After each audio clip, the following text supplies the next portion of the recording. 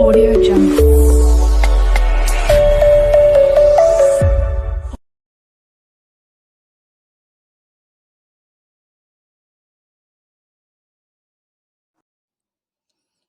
Bismillahirrahmanirrahim. Assalamualaikum warahmatullahi wabarakatuh. Halo anak-anak, hari ini kita akan kembali lagi belajar IPA, yaitu kelas 8. Kemarin kalian sudah belajar mengenai gerak. Nah, berkaitan juga dengan hari ini, kelanjutannya yaitu mengenai gaya. Ada yang suka renang? Nah, suka renang berkaitan dengan gaya juga ya. Kemudian, di sini ada gambar. Sepeda yang kita kayu dapat berjalan karena selama itu kita memberi gaya pada sepeda ya. Nah, bisa berjalan karena adanya gaya. Nah, selanjutnya adalah contoh ini. Ada contoh tanah liat dapat dibuat menjadi kerajinan keramik dalam berbagai bentuk karena kita juga memberi gaya pada tanah liat itu. Nah, ini ya contohnya.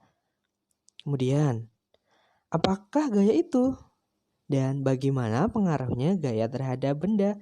Mari kita pelajari. Nah, di sini balok A yang didorong tangan dari posisi 1 hingga bergerak menuju posisi 2. Berarti gaya dapat berupa apa? Iya, betul. Dapat berupa dorongan. Gaya yang bekerja pada benda akibat sentuhan atau tidak? Ada sentuhannya? Iya, ada sentuhannya. Kemudian di sini ada keranjang belanja ya. Nah, ditarik oleh si anjing sehingga berpindah tempat. Berarti gaya dapat berupa tarikan. Ya. Apakah gaya tersebut ada sentuhan atau tidak? Ya, ada dong. Ya. Kemudian di sini ada yang suka olahraga lempar lembing. Nah, lempar lembing yang dilakukan oleh orang ini terjadi gaya dorong pada saat apa? Ya, pada saat lembingnya masih berada di tangan. Gaya yang bekerja pada benda itu ada sentuhan atau tidak? Ya, ada sentuhan jelas ya. Kemudian benda yang digantungkan dengan tali di sini ya. Maka timbul gaya tarik-menarik antara apa? Benda dengan bumi ya, atau gravitasi ya. Ada sentuhannya atau tidak? Tidak ada sentuhan. Kemudian di sini ada magnet dan paku. Nah, bila didekatkan, ini menunjukkan adanya gaya magnet. Betul sekali. Gaya yang bekerja pada benda adanya sentuhan atau tidak? Tidak ada sentuhan ya, didiamkan seperti itu. Kemudian di sini ada mangga yang jatuh dari pohonnya. Ini menyebabkan bahwa gaya itu berpindah ya. Perpindahan benda. Ya, gaya itu menyebabkan perpindahan benda. Di sini juga gaya tarik yang diberikan menyebabkan mobil-mobilannya bergerak. Berarti gaya dapat menyebabkan apa? Ya, betul sekali, yaitu perpindahan benda, sama ya. Kemudian di sini balonnya ditonyol-tonyol atau ditusuk-tusuk dengan tangan. Berarti gaya dapat menyebabkan perubahan bentuk. Ya, itu ya. Oke, ini ada lagi. Nah, ini ada pegas ya, yang tarik-menarik ke bawah, ke atas ke bawah, sehingga dapat menyebabkan perubahan bentuk benda juga ya. Gitu. Kemudian di sini ketapel. Nah, kalian sering main ketapel? Nah, ini juga merupakan bisa menyebabkan apa? Perubahan bentuk benda. Baik, kita lanjutkan. Ini ada alat apa namanya? Ya, neraca pegas atau dinamometer. Itu alat ukur gaya force Nama lain dari gaya itu force ya.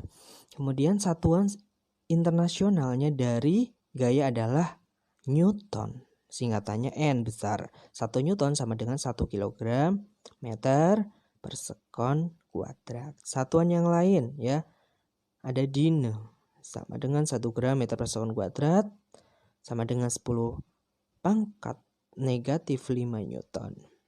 Ya, tahu 1 Newton sama dengan 10 pangkat 5 Dino.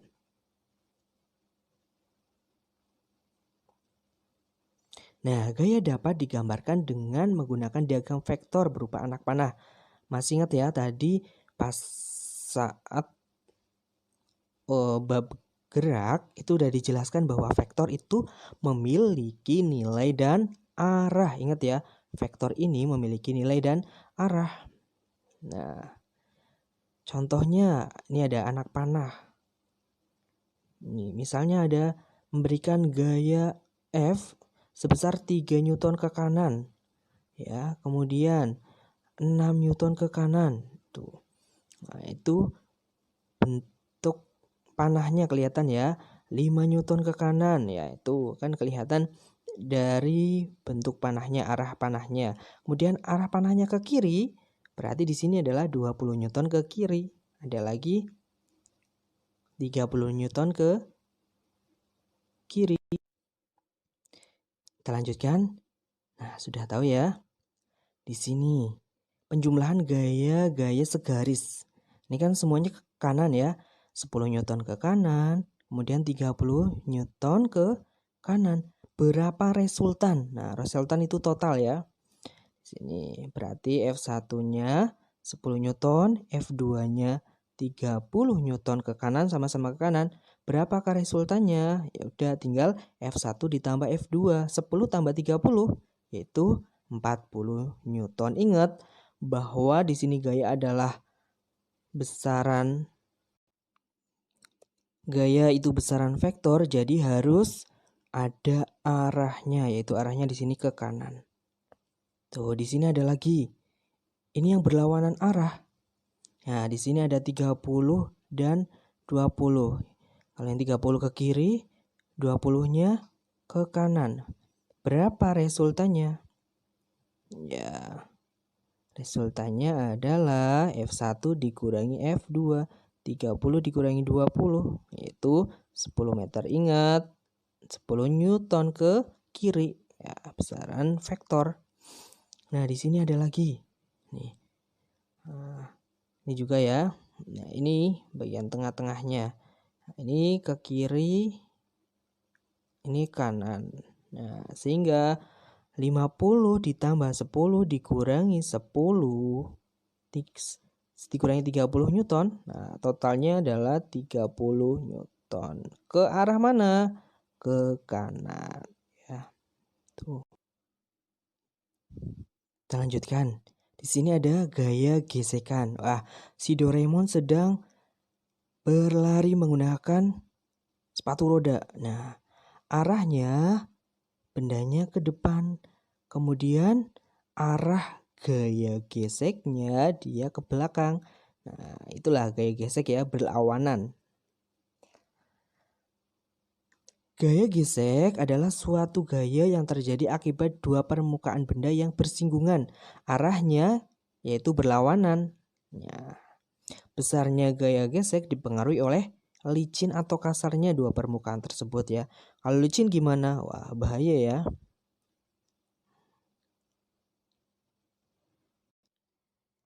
Ternyata gaya gesek ada yang menguntungkan ya. Pertama contohnya, permukaan jalan raya dibuat tidak licin agar kendaraan yang berjalan tidak dapat selip. Kemudian permukaan lantai dibuat kasar agar tidak menyebabkan orang tidak terpleset ya. Kemudian permukaan rem sepeda dibuat kasar agar sepeda dapat berhenti saat direm. Nah, ini ada sol sepatu. Nah, dibuat tidak rata agar apa? Dapat digunakan untuk berjalan atau berlari. Nah, kalau rata semua ya halus ya nanti bahaya ya. Kemudian nih, dalam kehidupan nyata untuk di dunia alam ini, Nah, ternyata benda angkasa yang jatuh ke bumi bergesekan dengan udara di atmosfer sehingga sebagian besar sudah habis sebelum sampai bumi ya. Nah, di sini adalah fungsi dari lapisan atmosfer yang di dalamnya banyak ya, ada stratosfer dan lainnya. Kemudian tadi sudah menguntungkan ini yang merugikan ya. Mungkin kalian pernah ya, gesekan antara ban dengan aspal dapat menyebabkan menipis ya, bahaya nanti di jalan. Kemudian gesekan di dalam mesin dapat menyebabkan bagian-bagian dalam mesin menjadi aus, ya, sehingga harus sering diservis ya. Nah, ini salah satu yang merugikan. Ya. Kemudian ada berat dan massa, sama atau berbeda? Nah, harusnya berbeda ya. Jelas, karena kita udah kebiasaan berat badanmu berapa. Nah, padahal berat itu satuannya adalah Newton. Ya, kalau massa itu selalu tetap sifatnya dan tidak mengalami perubahan. Itu ya. Jadi berbeda. Itu ada neraca bekas dan bandul, alat ukur dari gaya. Nah, berat itu apa? Massa yang dipengaruhi oleh percepatan gravitasi. Nah, berat merupakan gaya yang arahnya menuju pusat massa yang mempengaruhinya. Dengan demikian, gaya berat suatu benda dirumuskan dengan rumus W kecil loh ya, sama dengan M kali G. W-nya adalah gaya berat, satuan dari gaya adalah Newton, dan massa, satuannya kilo, dan G adalah percepatan gravitasi, satuannya meter per sekon kuadrat. Nah, biasanya kalau ada rumus, ada contoh soal.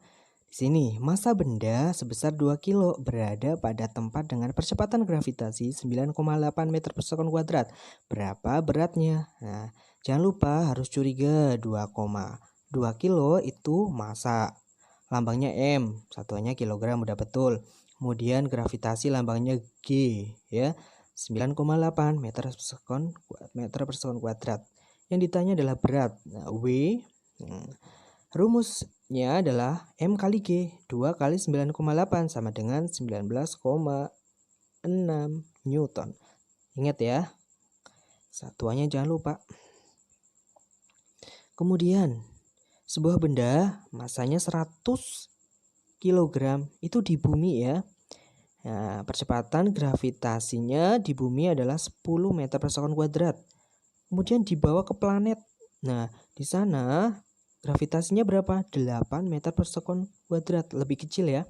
Pertanyaannya, berapa benda di bumi, massa benda di planet tersebut, dan berat benda di planet tersebut.